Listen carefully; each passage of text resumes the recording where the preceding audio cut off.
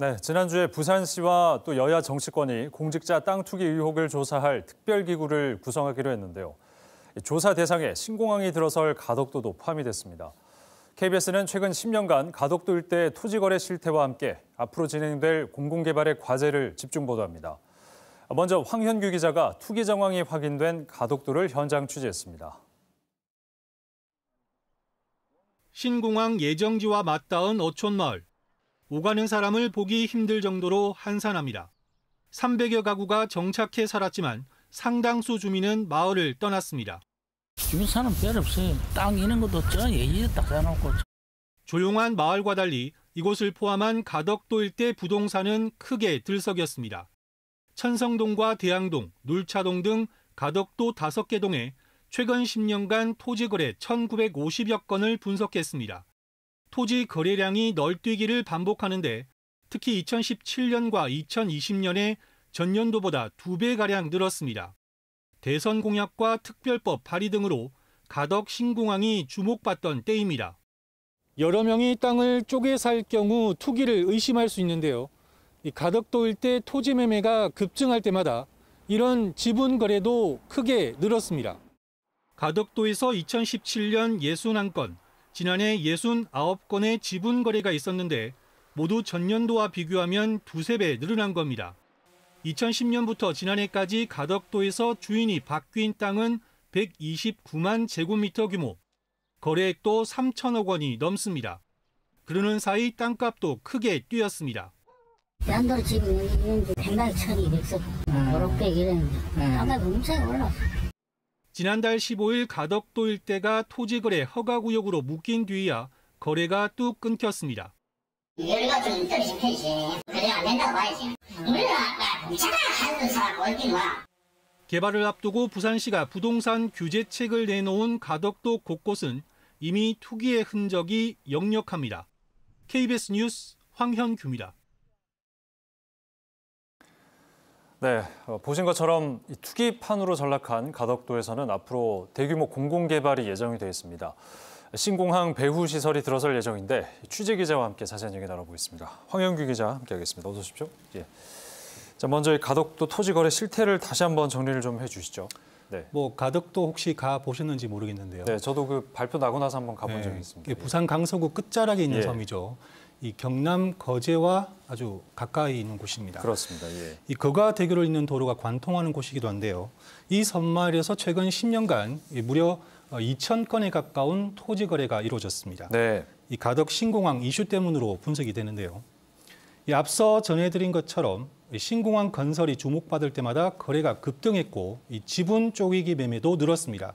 연간 땅값 상승률의 경우 이 최대 7%대를 기록하기도 했는데요. 지난달 사실상 가덕도 전체가 토지거래 허가구역으로 묶였지만 이미 땅을 살 사람들은 다 샀고 이 땅값도 오를 대로 올랐다는 말이 나오고 있습니다. 네, 신공항 건설과 함께 이제 가덕도 일대 대규모 공공개발 사업 이게 지금 예정돼 있는 거 아니겠습니까?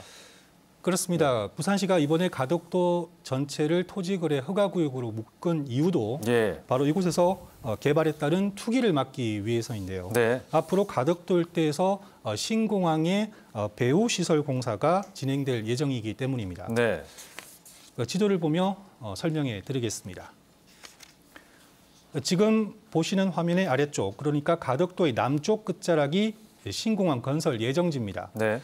아직 구상 중인 단계지만 이 부산시의 가덕도 개발 계획안을 보면 신공항과 인접한 천성동 일대는 항만 물류지구로 구상하고 있습니다.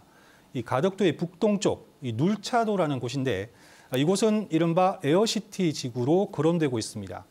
에어시티가 조성될 경우 이 주거단지와 호텔, 쇼핑몰, 관광시설 등이 들어설 예정인데요. 이 부산시 관계자는 가덕도 신공항을 중심으로 도시 기능을 갖추고 이 공항과 시너지 창출이 가능할 수 있도록 도시 개발이 돼야 한다 이렇게 설명했습니다. 네, 그러니까 대규모 공공개발은 분명히 진행이 되는 건데 이제 문제는 이제 투기판으로 전락해버린 이 상황에서 사업의 진행 방식을 좀 고민해봐야 된다 이거 아니겠습니까? 네, 현재 이제 부산시가 구상 중인 가덕도 일대 개발 계획이 구체화될 경우 이 사업비는 3조 5천억 원에 달할 것으로 지금 추정이 되고 있습니다. 여기다 신공항을 잇는 도로와 철도 등 이 교통망 확충 계획도 있는데요. 이 말씀하신 대로 대규모 공공개발이 불가피한 상황입니다. 네네. 이 문제는 공공개발 방식인데요.